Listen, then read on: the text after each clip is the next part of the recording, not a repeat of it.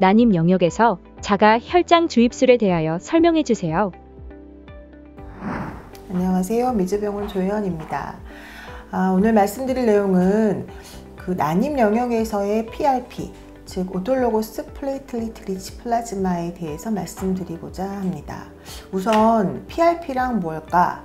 많이들 생소해 하시는 분들이 있는데요. 실제로 정형외과 영역에서는 굉장히 많이 사용하는 것으로 되어 있습니다. 특히 요즘 테니스 엘보라든지 이렇게 골프 엘보가 많이 와서 잘 치료가 안 된 분들은 이 PRP 시술을 많이 받는 걸로 알고 있고, 또 이렇게 운동선수들, 인대가 다쳤다거나 이렇게 재활치료를 하면서 이런 혈장 자체를 그 관절각 내에다가 주입을 해서 빨리 회복할 수 있는 방법들을 얻는 것들을 주로 사용하는 걸로 알 수 있는데요. 이 PRP는 말 그대로 플레이틀리트 리치 플라즈마, 그래서 자가혈소판을 부분적으로 사용배를 해서 우리 몸에 주입하는 것을 PRP 시술이라고 합니다. 그러면 무엇 때문에 이 PRP가 좋을까? 어떤 영향을 우리한테 좋은 영향을 줄까에 알아보면, 이 PRP 자체는 그로스 팩터, 즉 성장 인자들이 3배에서 5배 정도 증가되어 있다고 되어 있습니다. 이런 것들은 여기 언급되어 있는 다양한 성장 인자들이 우리 몸 안에 들어와서 여러 가지 세포 질도 향상시키고, 그리고 세포 면역 관련된 것도 향상시키고, 혈관 관련된 증식도 향상시켜서 결론적으로는 난소와 자궁 내막 자체의 좋은 환경과 좋은 난소의 질을 만들 수 있도록 도와주는 역할을 한다고 보시면 됩니다. 그러면 이게 얼마나 안전할까?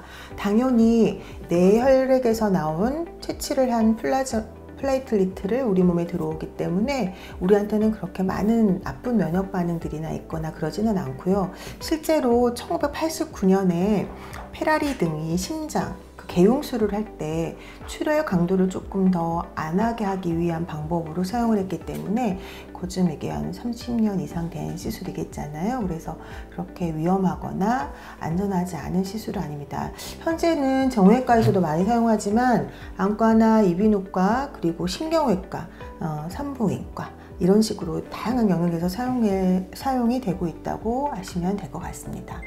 그러면 이 PRP는 어떻게 채취를 할 수 있을지, 실제 채취하는 방법은 우리 혈액을 한 30cc 정도, 꽤 많은 양이지요, 뽑아냅니다. 뽑아내서 이거를 잘 이렇게 원심 분리를 시켜서 또 적정한 키트, 이 혈장 PRP를 만드는 키트 장치가 있어요. 거기를 통과시켜 가지고 이렇게 보시는 것처럼 혈장과 다른 제제를 분리시켜서 이 혈장 안에 있는 고농축된 플레이틀리트만 가지고, 혈소판이죠, 가지고 우리 몸에 주입할 수 있도록 묵은 상태로 얻어낼 수가 있습니다.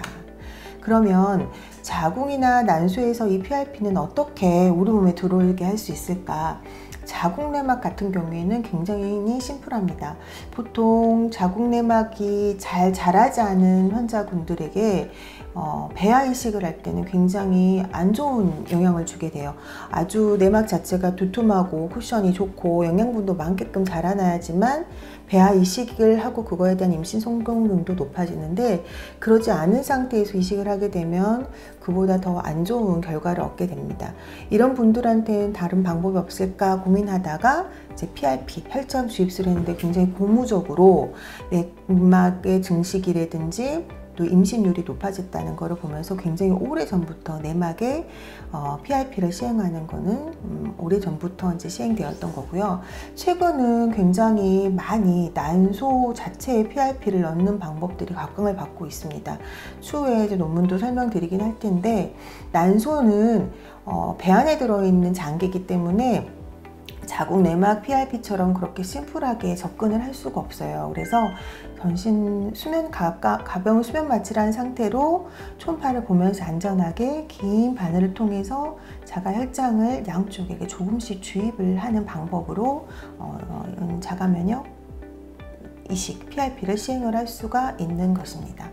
말씀드렸던 것처럼 그 자궁 내막에 관련된 PRP에 대한 성공 효과, 이런 굉장히 많이 논문으로 나타났고 그에 대한 언급은 지금은 하진 않겠지만 오늘은 제가 그 오바리 PRP, 난소 PRP에 대한 굉장히 최신 논문이 나와서 보여드리면 2024년도에 저널 오브 오바리안 리서치에서 난소 PRP를 했더니 어떤 효과가 있는지 이제 대규모 연구를 했습니다. 봤더니 알고 계신 AMH 나이가 올라갔고 난포자국 호르몬이 굉장히 높았던 분들이 떨어져 있고 그리고 실제적으로 예비 난포 개수가 올라갔고 배아를 만들 수 있는 오사이트 개수와 실제로 배아 개수도 높아져서 굉장히 고무적이었다. 그러면 어느 정도 효과를 봤냐 봤더니 그 임신, 화학적으로 임신이 된 걸 확인하는 환자들이 18%나 됐고 그리고 그 중에 잘 분만을 했던 경우가 11%나 됐고 또 자연 임신도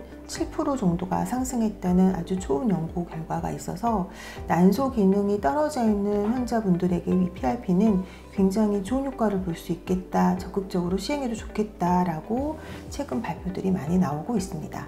그러면 이것들은 얼마나 자주 어떻게 해야 되는지에 대해서 궁금한 건데 어떻게는 이제 좀 전에 말씀드렸고 간격은 보통 난소 PRP는 2주에서 6주 간격으로 6개월간 3회 정도를 공고를 합니다.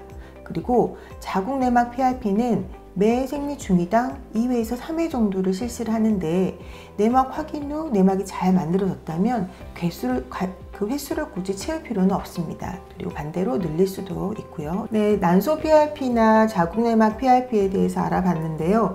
자궁 내막 난소 PRP는 굉장히 안전하고 효과도 좋다고 되어 있습니다. 다만 이렇게 관절광이나 이런 곳에 PRP를 하셨던 분들은 전신 열감이라든지 몸살 이런 증상들을 많이 호소하시는 분들도 있는데 저희가 이렇게 시술을 해보면 난소나 자궁 내막의 PRP는 그렇게 많이 힘든 부분이 없는 것 같아요. 물론 이제 이론상으로 너무 과한 면역 항체들이 우리 몸에 들어오면 좀 이상한 반응을 일으킬 수 있다고 보고는 되어 있지만 저희 병원에서 시술을 한 케이스들을 보면 그렇게 힘들지 않게 접근을 할 수 있어서 어렵지 않은 부분이라고 생각합니다. 그래서 이제까지 난소 기능 부전에 대한 퀄리티 높은 난소의 난자들을 얻는 방법들이 그렇게 많지 않았지만 이 PRP를 통해서 또 하나의 큰 무기가 생겼다고 생각을 하며 잘 접근이 되어가고 있는 것으로 생각이 됩니다.